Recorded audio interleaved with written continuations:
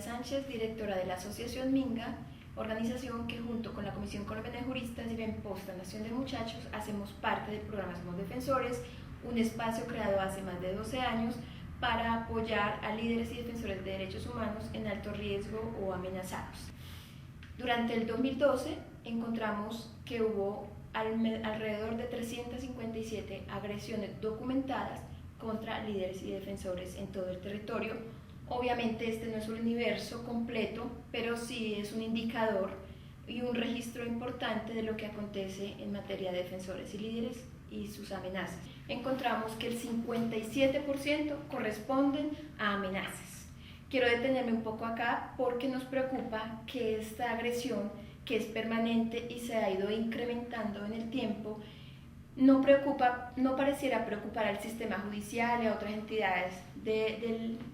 Estado y del gobierno nacional, pues no existen resultados de investigaciones. Y al no existir investigaciones para saber de dónde proceden todo este montón de amenazas, si son ciertas, si no son ciertas, si son medio ciertas, quiénes son los autores materiales e intelectuales, no podemos saber realmente quién está detrás de este volumen cada vez mayor de amenazas. De estas 357 agresiones nos preocupa que el 19% correspondieron a asesinatos, de los cuales, estamos hablando de 69 asesinatos, correspondiente el 78% a hombres y el 22% a mujeres, cifra que también es preocupante. Y si a esto le sumamos otro porcentaje de agresión que son atentados, que correspondió al 14%, tenemos que entre 19 y 14 es el 33% de violación al derecho a la vida y a la libertad.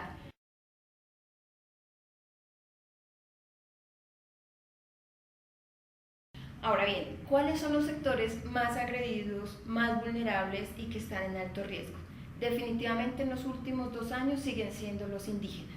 Y de los indígenas, especialmente los Nasa del norte del Cauca, quienes han vivido una situación altamente complicada y de crisis humanitaria durante el 2012 y según el gobierno, con una preocupación muy grande y con todos unos mecanismos de protección, pero la verdad es que día a día estos indígenas están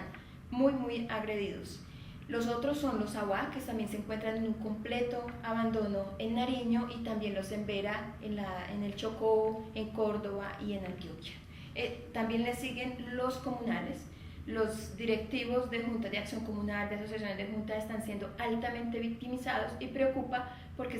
este sector ha trabajado mucho en la reivindicación de su protección y hasta ahora no se ve resultados alentadores. Otro sector que viene siendo muy agredido es el de líderes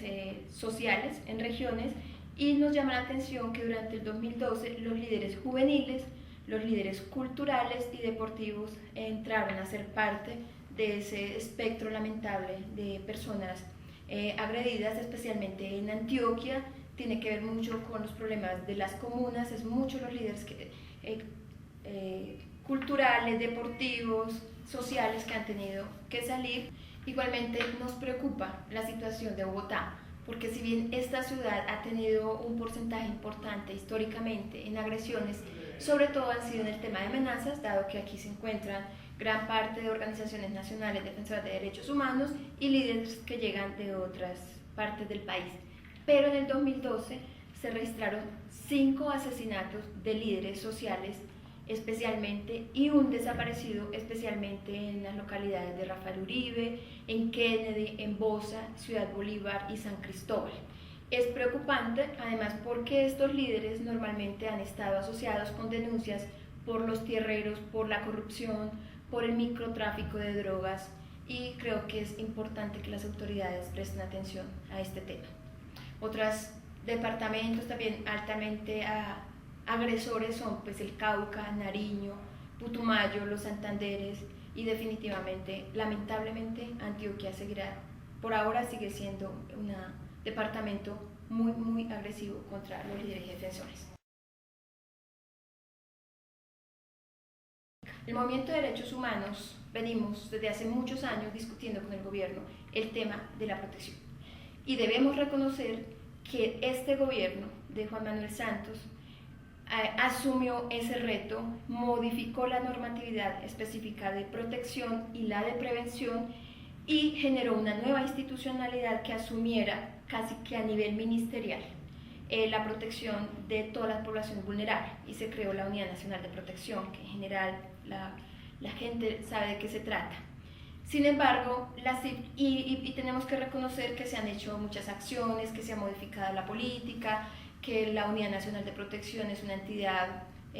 gruesa, que tiene un importante presupuesto, que se mueve, que se ha descentralizado, etc. Pero las cifras siguen siendo muy fuertes, las cifras de agresiones frente al tema de protección, y allí es donde va nuestra crítica y nuestro llamado de atención y la discusión que tenemos con el gobierno y el Estado Nacional, y es que no es suficiente proteger a las personas con medidas materiales, chalecos, carros, celulares, avanteles, etc. Es necesario prevenir, y encontramos que en la política no se ha avanzado en nada en lo que tiene que ver con prevención. No vemos planes de prevención, la política de descentralización, donde las autoridades locales como alcaldes, gobernadores, no asumen el tema de la protección y la prevención, y allí hay un vacío muy grande que hace que la protección quede única y exclusivamente desde medidas materiales que no son suficientes y que obviamente jamás serán integrales, dejando de lado dos fundamentales pilares para la protección integral. Uno es la justicia, o sea, no hay investigaciones, no hay resultados, es decir, la impunidad seguirá siendo ese marco protector de la vulnerabilidad y de la injusticia en Colombia, por un lado, y por el otro está el de la prevención, de una política mucho más integral desde las regiones, porque ciertamente estas personas agredidas son sustancialmente de zonas apartadas, de zonas rurales, o por lo menos que no tienen acceso o interlocución directa con las autoridades locales o nacionales. Y ahí está nuestro llamado de atención. Vemos a una Procuraduría muy mediática, a una Procuraduría haciendo protagonismo en muchos temas de la vida nacional, inclusive unos que no le corresponden, pero en las regiones y en el tema que tiene que ver con prevención y protección y el seguimiento a la disciplinario a los funcionarios públicos que tienen que ver con este tema, la vemos completamente ausente.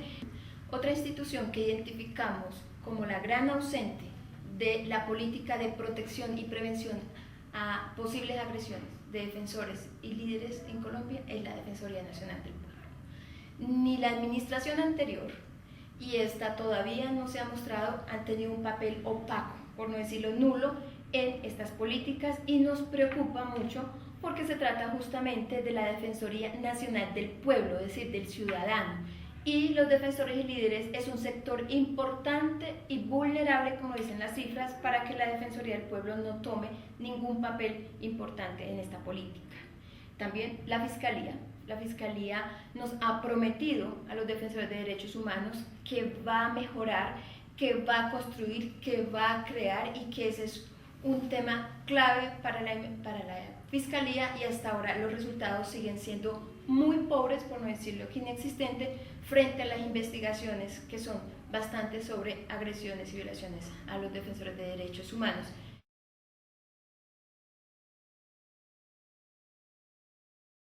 ¿Por qué llamamos a este informe del 2012 sobre agresiones a defensores y defensoras de derechos humanos efecto placebo? El efecto placebo es aquel que se produce cuando a una persona le dan una medicina supuestamente cargada con algún químico o algún contenido que efectivamente va a atacar la enfermedad, pero que en el fondo no tiene nada. Y la persona se siente que efectivamente eso le hizo bien y se mejora. Esa figura la utilizamos para decir que efectivamente este gobierno sí ha tomado medidas, sí ha modificado alguna parte de la política y ha hecho alguna acción en medidas especialmente materiales. Pero como la enfermedad es mucho más integral, es mucho más grande, hay que atacar el mal desde diferentes flancos, entonces se necesita una protección donde haya prevención y donde haya política de justicia, que es lo que no hay. Si seguimos pensando solamente en medidas de protección materiales que valen mucha plata y donde no pensamos en la prevención para que no se tenga que proteger y que no vale tanta plata, y donde no haya justicia e investigación, vamos a seguir mostrando que sí hay un remedio para calmar este mal que se llama agresiones, pero que finalmente, como lo vemos con las cifras, el mal no se está atacando, no hay un problema de fondo y esto va a seguir creciendo, así tengamos un medicamento que nos calme la fiebre de 41 grados.